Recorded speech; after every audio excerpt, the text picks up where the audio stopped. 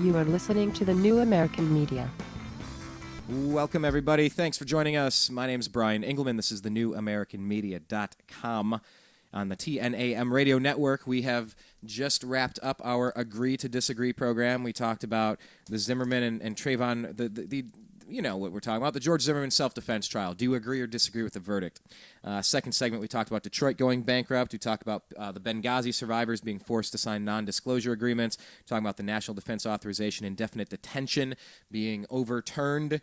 What Catherine B. Forrest, she ruled that it had to be paused, and then it was overturned, so now it's back in effect in all of its horrible, illegal glory. Talked about terrorists and Rolling Stone covers and Tsarnaev and just a whole bunch of stuff. So check out those shows. I know you're here for sports, so let's just get into it. Could LeBron James wear a Lakers jersey? What the heck are we talking about? How do you go from Dzhokhar Tsarnaev to LeBron James? Don't make me make that joke. Don't make me go there, because I'm a Cleveland sports fan. Don't make me connect those two. Okay, I digress. Let's just get Zach on the horn, see what he has to say about what's been going on this week in the NBA. Still some free agent moves going on. And what are the Lakers going to do? What are they going to do? Carmelo Anthony? They going to get him too? Or one but not the other?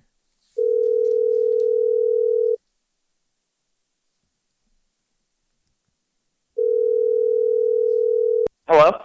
Hey, Zach, you're live on The Unhappy Hour. Welcome. How you doing, sir? I'm all right. Well, all right. We'll talk about that off air. That sounded like a loaded all right. But, hey, I want to just jump into the Lakers for a minute, because the story this week was, will LeBron James or Carmelo Anthony wear a Lakers jersey? And that had me thinking 100 different ways, and I got to go to the source, man. I got to come right to you, Zach. And by the way, everybody can follow you on Twitter. Do so. You can search him at Z Baris. That's ZBARIS. What is going on in Lakerland, buddy? I think the Lakers think they're going to wind up with everyone, but I can certainly tell you right now, I don't see LeBron. What is LeBron's reason to go to the Lakers? I have no understanding of why he would need to go to the Lakers. If he wants to play in the warm weather, he's already in the spotlight in Miami. The Lakers don't present a need for LeBron. He doesn't need the Lakers. The Lakers need him more than he needs the Lakers.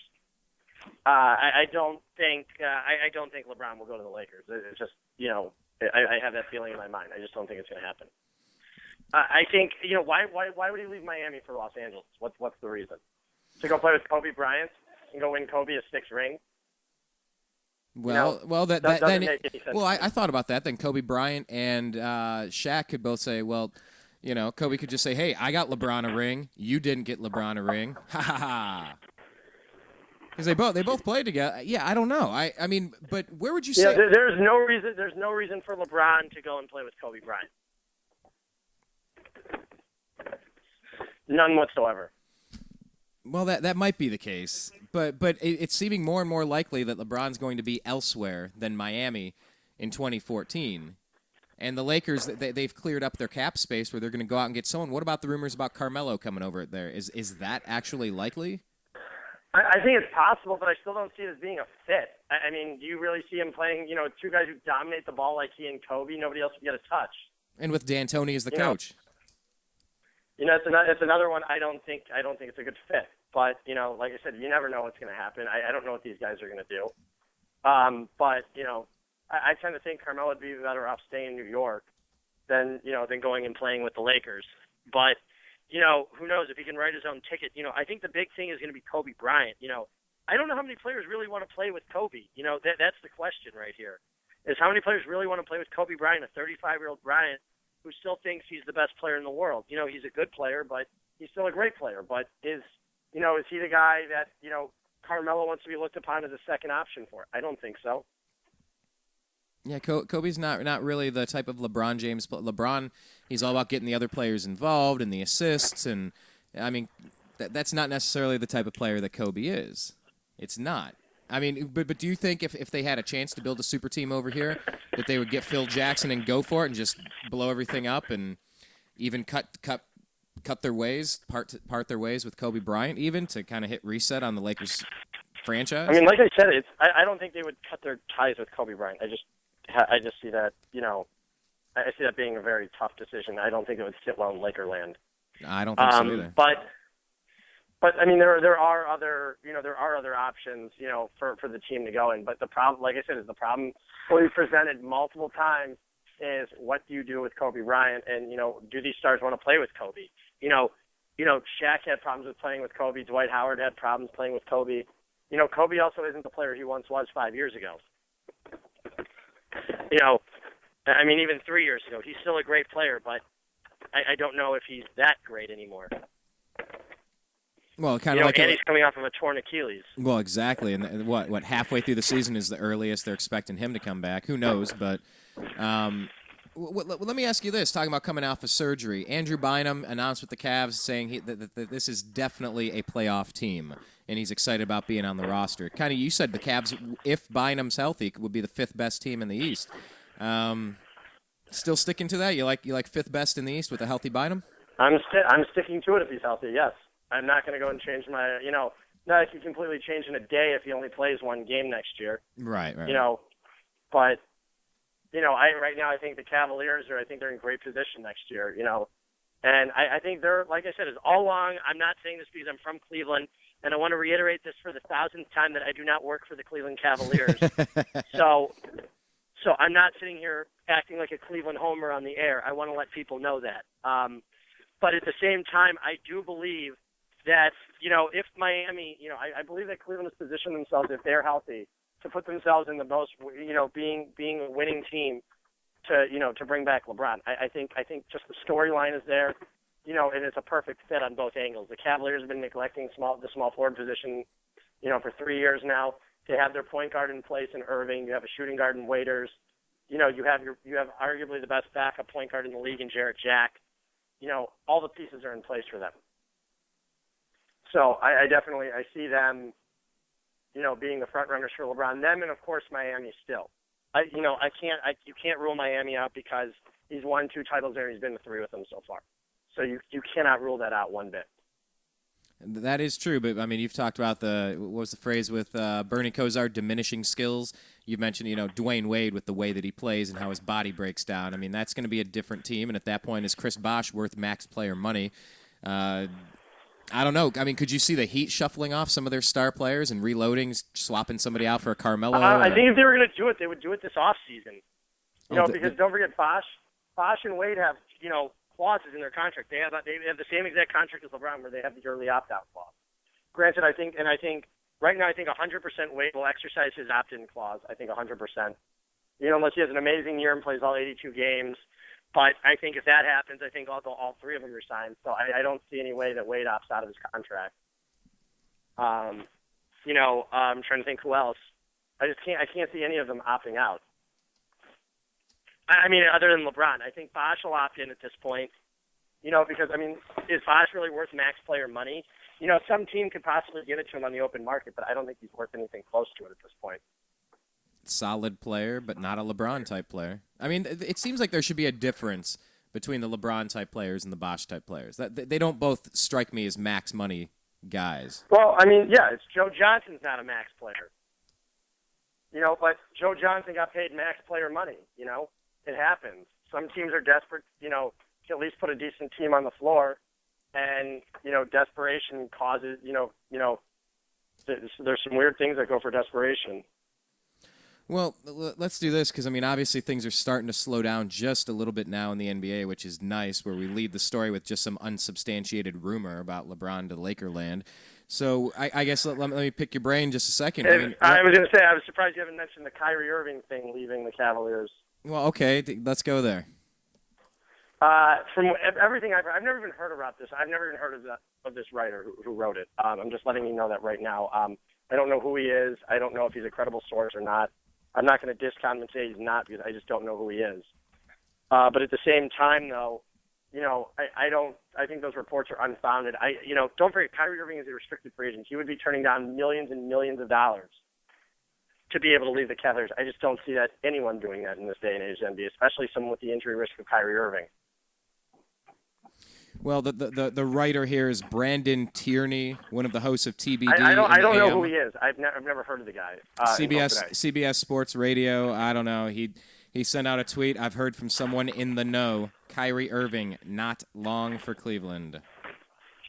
I mean, that means nothing. It means nothing.